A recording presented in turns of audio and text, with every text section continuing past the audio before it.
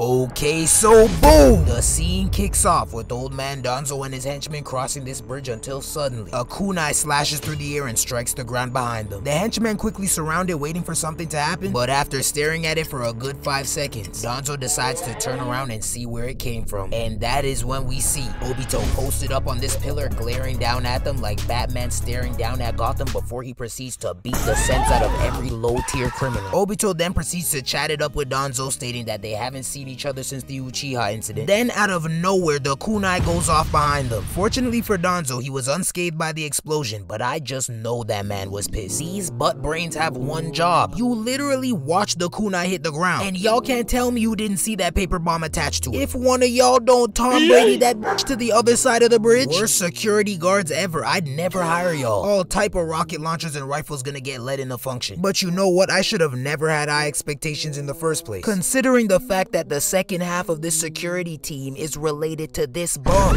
Danzo was cooked from the jump. Nonetheless, these D-listers are all wrinkle-face has, so he decides to work with what he got. He immediately decides to unseal his right arm, then tells the bums to keep Obito occupied and to keep their guard up because majority of his abilities are unknown.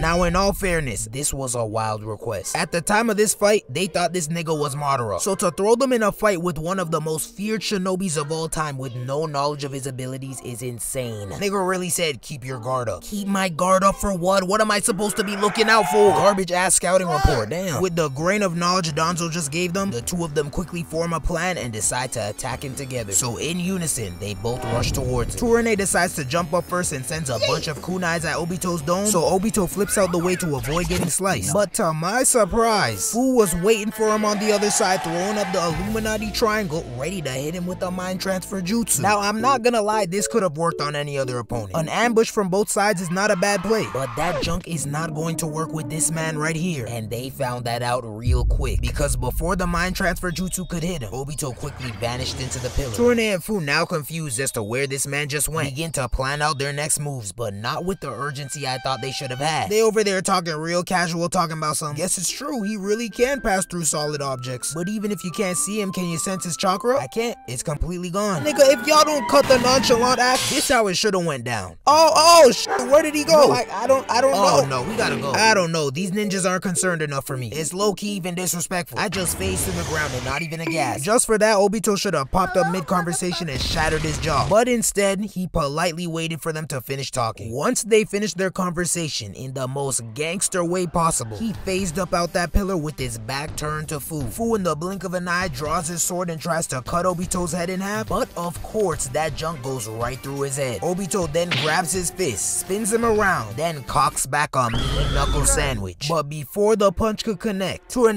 launches a kunai at his forehead. So to avoid the lethal blow, Obito uses his Kamui abilities just in time so that the kunai could pass right through him. Now, although these two are bums, I did think this move was a part of a more calculated, thought out plan of attack, considering we just seen this nigga phase through a pillar. But I was sadly mistaken, cause when the camera panned back to homeboy, that man had the most shocked expression on his face. What? Oh my, that was really all he had. Look at this disappointment, got that man looking just like the nigga from 9. Man, close your lips before somebody sticks something in between them. After phasing through the kunai, Obito finishes off his attack by clocking the brain cells out of Fu. But the punch must have not have been that heavy, because that man got up with the quickness, then jumped right back to Tourne. Now with their newfound information, they're able to deduce that Obito can phase through stuff when he needs to. But if he wants to connect on an attack, then he has to manifest. So they decide to only aim for his counterattacks. Now, as smart of a play as that is, it loses majority of its weight when you say the whole plan right in front of his face. The fact that the niggas in Naruto are ninjas and they often forget to use the element of surprise never fails to amaze me. Obito even sarcastically pats them on the back for their plan, talking about something. That was a very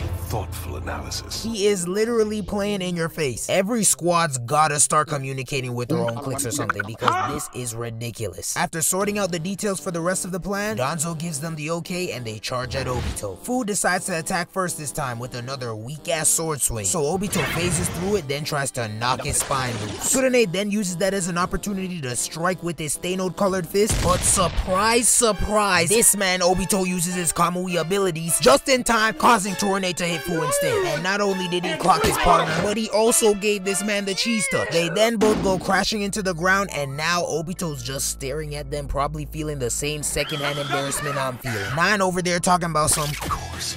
He just pretended to attack to trick us. Damn it, we fell for it. Boy!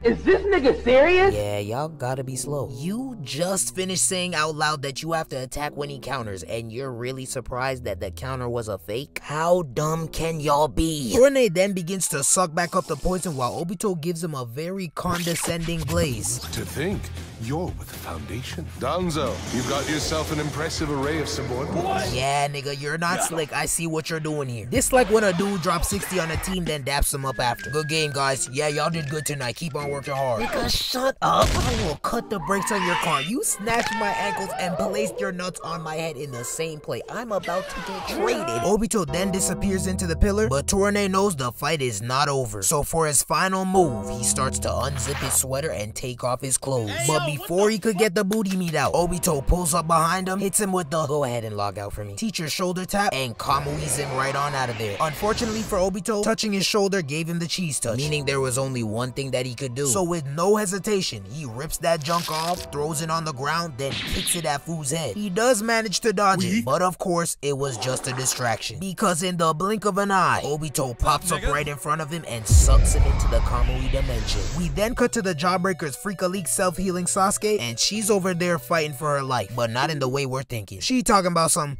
Here I am, all alone in the dark with Sasuke, taking care of him while resisting every urge in my body. Oh, nah, she gotta be put on some type of offenders list. She definitely fit right in with Cardi and Rick Ross. Her weird ass. Even Sasuke's weirded out. Peep the side eye. He wants no parts. Before Karin could physically assault him, Obito pops up in the nick of time to save the day. So Sasuke immediately demands to be let out, and that's exactly what Obito did. And of course, this led us to the main event of the day.